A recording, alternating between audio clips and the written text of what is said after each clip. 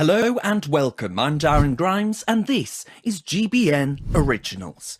Now buckle up my friends, because what I'm about to share with you will be enough, well, it'll have your head spinning like a scene from The Exorcist.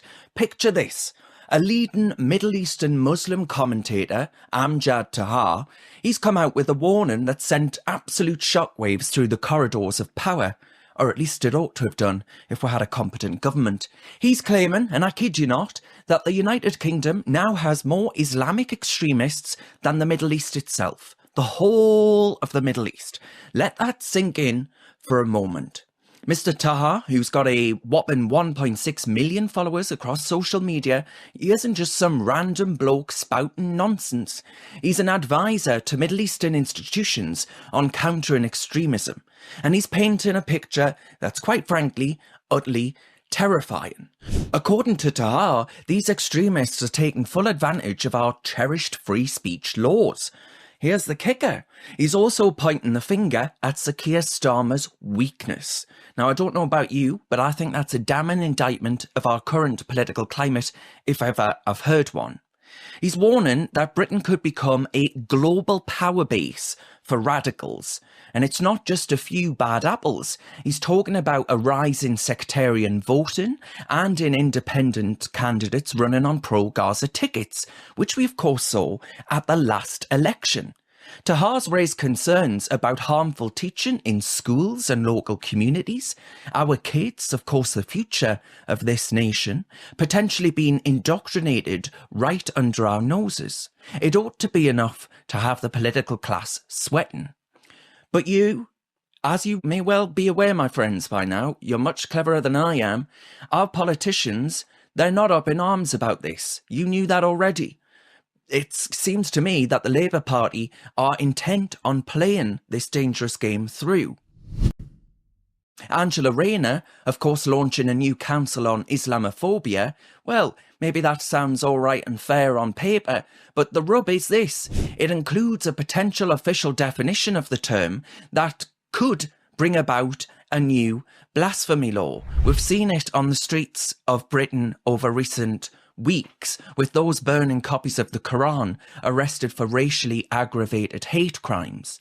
The Oxford Institute for British Islam, Dr. Taj Hajay, the founder of that institute, he hit the nail on the head when he said, "It's astounding that an unpopular Labour Party is seeking to sacrifice free expression just to placate Islamic fundamentalists."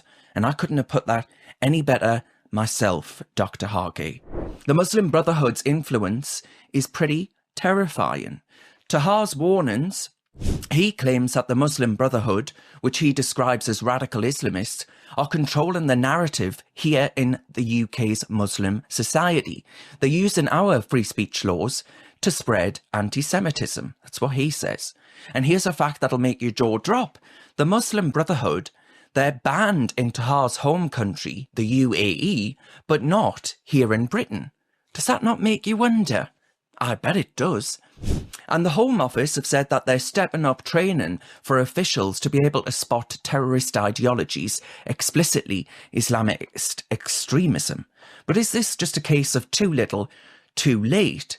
Because the body looking into Islamophobia is set to be run by the ex-Conservative MP Dominic Grieve. He had a definition at the start of a all-party parliamentary group, the foreword of this report, that was pretty chilling for many people. They're planning on making recommendations that would put forward the definition of Islamophobia that would potentially criminalise certain criticisms of the religion.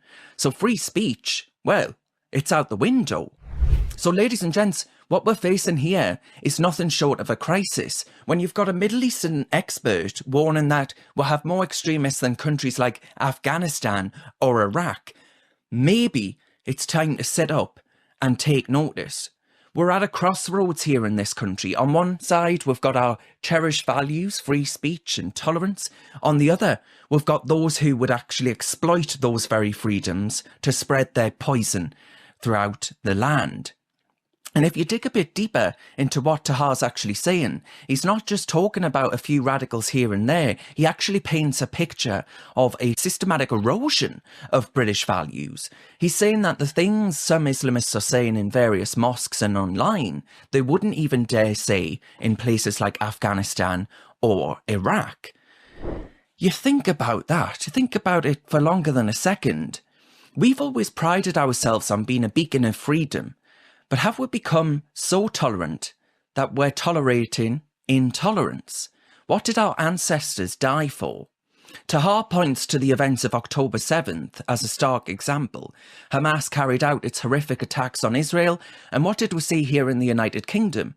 Well, we saw voices supporting Hamas, according to Tahar, a terrorist organisation that he describes as the armed forces of the Muslim Brotherhood.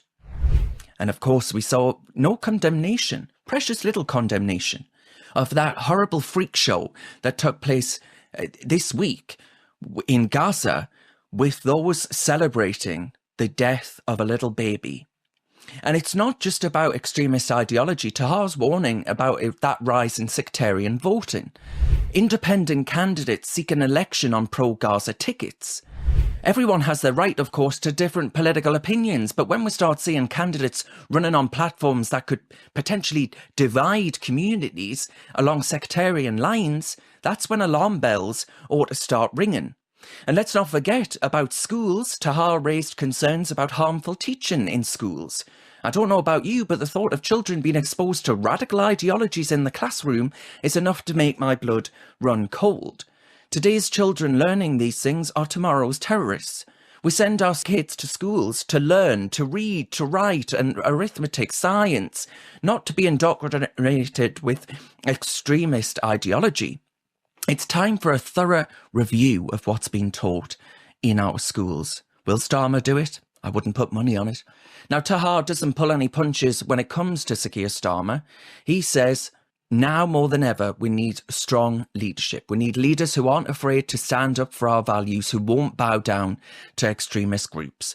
Because let's face it, what we're seeing right now is appeasement, bending over backwards to accommodate those who would see our way of life destroyed.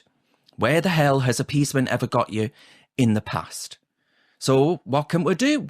Well, for starters, we need to wake up. We need to open our damn eyes to what's happening in our country. We need to demand action. We need a thorough review of immigration policies. We need to take a hard look at who we're letting in our country and why, who we're letting stay here. We need to crack down on extremist preachers and those who spread absolute poison. We need to protect freedom of expression. And we need to be clear that this freedom doesn't extend to those who would use it to actually spread hatred throughout the land like anti-Semitism. And more importantly, we need to stand up for our damn values. We need to be proud, loud and proud of who we are as a nation. Celebrate our history, our culture, our way of life. This is Darren Grimes. Don't forget to subscribe to the GB News YouTube channel for more.